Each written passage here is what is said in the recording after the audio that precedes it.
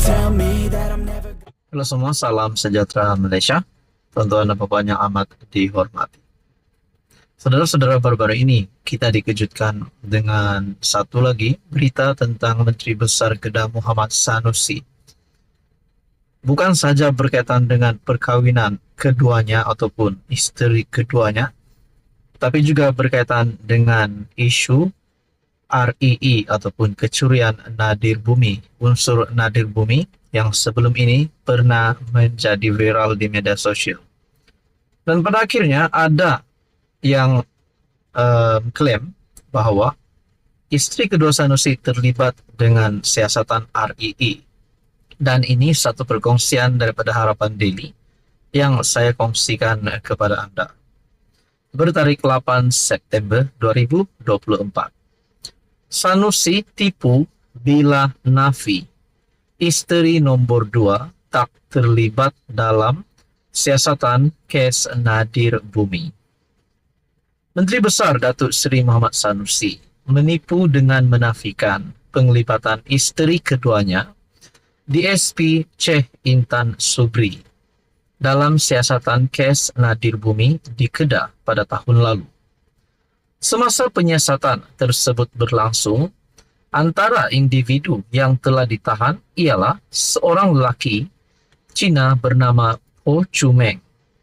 Ho telah ditahan di bawah Akta Kesalahan Keselamatan Langkah-Langkah Khas 2012 yang lebih dikenali sebagai SOSMA 2012 dan kemudian dituduh di bawah Akta Anti Pemerdagangan Orang dan Anti Penyeludupan Migran 2022. Ho telah mencabar penahanannya di bawah SOSMA menerusi permohonan habeas corpus dan menamakan Cik Intan sebagai responden.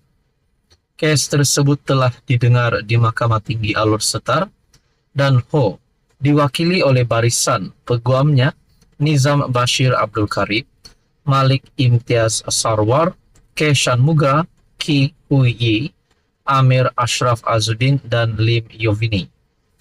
Ceh Intan pula diwakili Abdul Syukur Ahmad dan dari Syukur Baljit and Partners.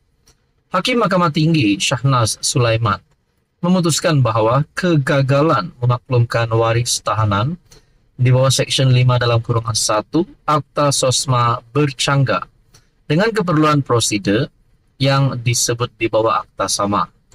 Meskipun permohonan writ habeas corpus dibuat dalam keadaan Ho tidak lagi ditahan, ini tidak menjadikan permohonan tersebut akademik dan ia perlu didengar oleh mahkamah, kata Shahnaz.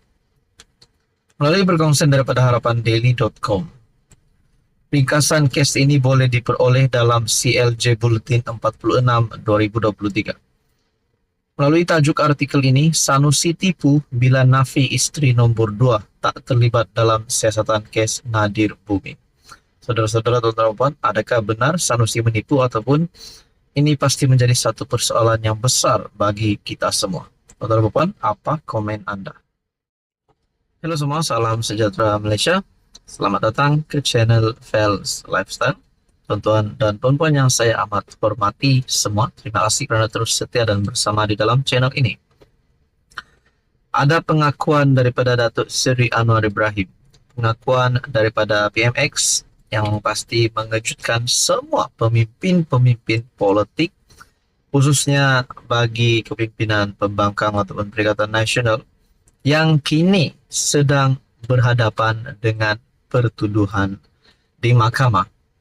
Tak kisahlah berkaitan dengan akta hasutan, berkaitan dengan penyalahgunaan dana rasuah dan sebagainya. Pasti ada yang cuba untuk mengkritik kepimpinan Anwar Ibrahim sebagai Perdana Menteri. Pasti ada yang dengki kepada Anwar Ibrahim. Pasti ada yang membuat kenyataan bahwa setiap kali siasatan dijalankan terhadap mana-mana pemimpin, mereka kata Anwar yang arahkan siasatan, Anwar dengki. Dan pada akhirnya ini kenyataan terkini Anwar Ibrahim yang pasti mengejutkan kepimpinan yang memusuhi Anwar Ibrahim. Bila ada siasatan, orang kata Anwar dengki berdendam. Ini tak betul, kata Perdana Menteri. Perkongsian daripada My Metro. Kerajaan tidak mencampuri atau campur tangan berkaitan soal siasatan pihak berkuasa terhadap mana-mana individu termasuk pemimpin. Perdana Menteri Datuk Seri Anwar Ibrahim berkata, terpulang kepada pihak polis atau pihak berkuasa lain untuk melakukan siasatan atau mengambil tindakan terhadap mana-mana individu berkenaan. Setiap minggu ada saja kisah skandal baru. Ada orang kata Anwar berdendam, tak betul. Kita kena hentikan amalan pimpinan yang guna kuasa untuk cari kekayaan pribadi. Saya harap betul-betul perkara ini difahami. Orang sana pembangkang, dia tak kira. Saya tak kira siapa dalam soal siasatan. Ketua polis ada di sini. Siapa salah? Ada kes curi motosikal ke, merompak ke, itu kerja polis. Polis tak tanya saya untuk siasat. Sama juga dengan kes orang lain, kes yang besar. Orang kumpul berpuluh-puluh bilion, kemudian tak mahu bayar cukai, tak mahu isytiharkan harta, jadi nak kutip daripada siapa? Pegawai rendah, guru, katanya ketika berucap pada sambutan Bulan Malaysia Sihat Sejahtera, pada sambutan peringkat kebangsaan 2024, pelancaran dasar literasi kesihatan, kebangsaan dan kempen perangi gula. Turut hadir Menteri Kesihatan Datuk Dr. Zulkifli, Menteri Besar Negeri Sembilan Datuk Seri Aminuddin Harun dan Setiausaha Kerajaan Negeri Datuk Muhammad Zafir Ibrahim. Anwar yang juga Menteri Kewangan berkata, dana yang dikutip daripada orang kaya adalah untuk menyediakan kemudahan pendidikan, hospital, jalan dan sebagainya. Kalau tak betul kan beginilah amalannya. Negeri kaya tapi rakyat tak terbela. Saya harap rakan-rakan faham, ia bukan dendam apa. Saya tak suka duduk dalam penjara, saya juga tak suka orang lain masuk dalam penjara. Ini bila ada siasatan, orang kata Anwar dengki, nak dengki apa? Tiada siapa saya nak dengki. Alhamdulillah, saya dah naik jadi Perdana Menteri, susah payah pun dah naik. Terima kasih orang Port Dickson, katanya yang juga bekas ahli parlimen Port Dickson. Jadi saudara-saudara, ini pengakuan Anwar Ibrahim berkaitan dengan kekayaan.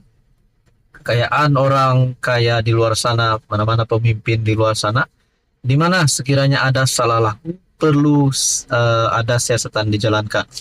Tidak kira daripada pihak berkuasa polis ataupun SPRM. Kalau salah tetap salah, perlu disiasat, perlu ditangkap.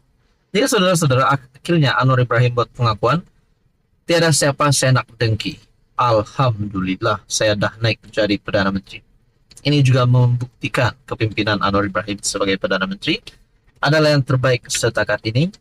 Dan mungkin Mahathir, mungkin Muhyiddin Yassin yang pernah jadi Perdana Menteri, pasti melihat Anwar Ibrahim yang sedang berada di atas hari ini dalam keadaan yang bagi saya ini adalah satu keadaan yang mencemaskan bagi mereka, karena mereka sudah pasti mahu Anwar Ibrahim tumbang. Tapi sebenarnya Anwar Ibrahim bukan Perdana Menteri yang biasa-biasa, bukan calang-calang orang. Dan Anwar Ibrahim mahu siasatan ataupun mana-mana perkara yang perlu diperbetulkan dengan segera. Sudah pasti berkaitan dengan kekayaan, kalau ada salah laku perlu dibetulkan. Saudara-saudara, tuan-tuan, apa komen Anda?